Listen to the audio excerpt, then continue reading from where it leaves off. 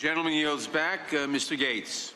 The will of the American people also elected Donald Trump to be the president of the United States in the 2016 election, and there's one party that can't seem to get over it. Now, we understand the fact that in 2018 you took the House of Representatives, and we haven't spent our time during your tenure in power trying to remove the Speaker of the House, trying to delegitimize your ability to govern. Frankly, we'd love to govern with you. We'd love to pass USMCA. We'd love to put out a helping hand to our seniors and lower prescription drug prices. It's the will of the people you ignore when you continue down this terrible road of impeachment. Professor Gerhardt, you gave money to Barack Obama, right? My family did, yes. 4 times? That sounds about right. Yes. Mr. Chairman, I have a series of unanimous consent requests relating to Professor Feldman's work. The first, Noah Feldman, Trump's wiretap tweets raise risk of impeachment. Gentleman will suspend. My time. We'll take that time off. Has the gentleman submitted? Have we seen those? That material? We can provide it to you, as is typical for unanimous. And we'll consider the unanimous consent request later after we review Very well. the material. Very well. Thank you. The gentleman may continue. Thank you, Mr. Chairman. Mr. Feldman wrote articles entitled, "Trump's Wiretap Tweets Raise Risk of Impeachment." He then wrote, "Mar-a-Lago ad belongs in impeachment file."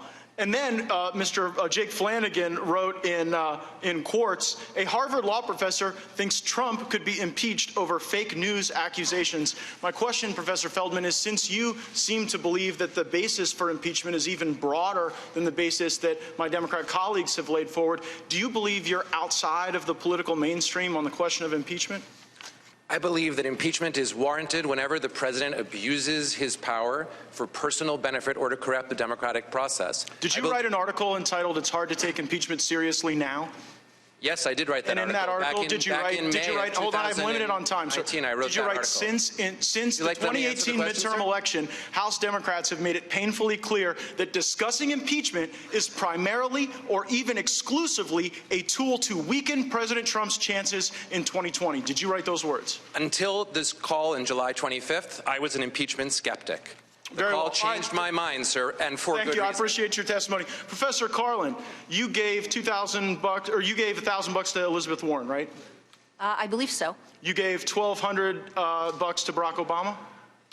I have no reason to question that. And you gave $2,000 to Hillary Clinton? That's correct. Why so much more for Hillary than the other two? Because I've been giving a lot of money to charity recently because of all of the poor people in the United States. Well, those aren't the only folks you've been given to. Now, have you ever been on a podcast called Versus Trump?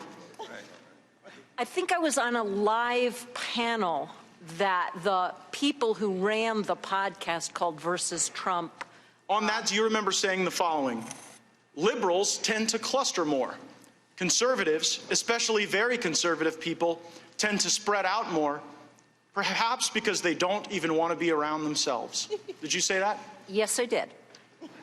Do you understand how that reflects contempt on people who are conservative? No, what I was talking about there was the natural tendency, if you put the quote in context, the natural tendency of a compactness requirement to favor a party whose voters are more spread out. Well, and I do not have contempt for conservatives. I'm very limited on time, Professor. And so I just have to say, when you talk about how liberals want to be around each other and cluster, and conservatives don't want to be around each other, and so they have to spread out, it makes people, you may not see this from, like the ivory towers of your law school, but it makes actual people in this country feel like, excuse me, you don't get to interrupt me on this time. Now, let me also suggest that when you invoke the president's son's name here, when you try to make a little joke out of referencing Barron Trump, that does not lend credibility to your argument. It makes you look mean. It makes you look like you're attacking someone's family, the minor child of the President of the United States. So let's see if we can get into the facts. To all of the witnesses, if you have personal knowledge of a single material fact in the Schiff report, please raise your hand. And let the record reflect, no personal knowledge of a single fact. And you know what?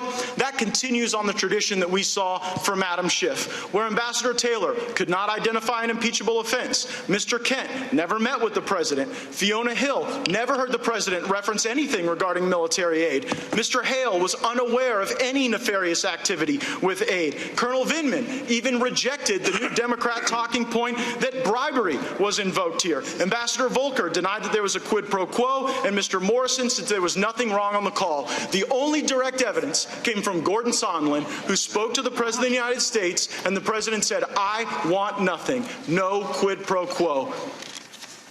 And you know what? If wiretapping a political opponent's an impeachable offense, I look forward to reading that Inspector General's report, because maybe it's a different president we should be impeaching. Gentleman's time has expired.